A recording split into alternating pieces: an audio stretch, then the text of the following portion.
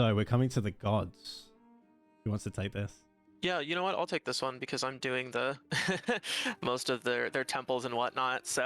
Um, so yeah, each of the different areas has one temple to one of the major gods of the old worlds.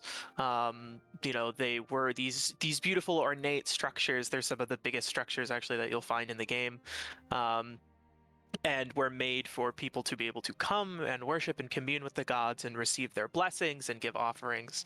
The gods tended not to interfere directly very heavily. They're very powerful, very old spirits, even by bestowing blessings is still like a very they don't directly intervene with things. They won't cause a spring to grow somewhere randomly. But if you give Naya, the acorns or some of her favorite, maybe she will bless the spring that you have back at your farm. Um, but in the beginning of the game, during the sort of the very beginning, it seems as though the gods are maybe breaking or twisting that sort of pact, where they're definitely interfering directly in regards to something, and that's left a little nebulous, and what happens there is left a little nebulous on purpose as well. But we'll definitely be exploring that a lot further. Three of the major gods that we have right now, that or four rather. So there's Naya, the River Mother, who people who've played the demo are very familiar with. And she is able to tell you about the other gods that are out there. There's Gleb, who is a strong god of the earth, in that Great Canyon city we mentioned earlier, where a lot of people got excited about the Tinkerers.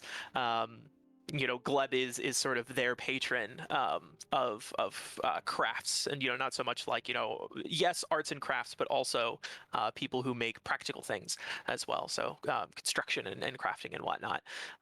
It's also Strige, the sort of temperamental goddess, much like the storms that she represents.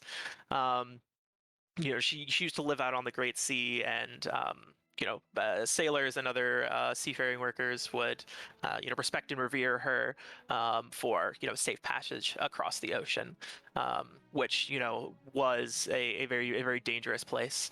And then there's Oros, who is I mentioned the gods are ancient spirits. Oros is an ancient spirit amongst the ancient spirits.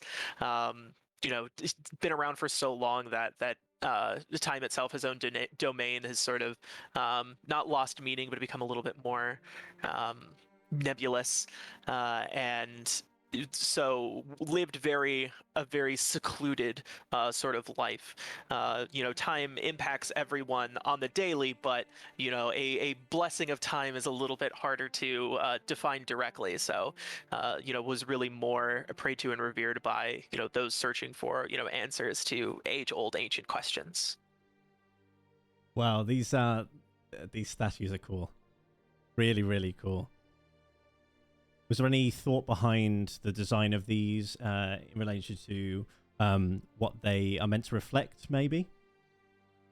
So my personal favorite for sure is that bee, which represents Gleb, because bees are super cool. There's a bunch of designing out this area, there were a bunch of kind of like emergent design pieces that we had for bees where we were like, oh hey, real bees do this, like that's awesome. Like real bees are both master craftsmen and like fighters and defenders of their hive. So they fix and they fight.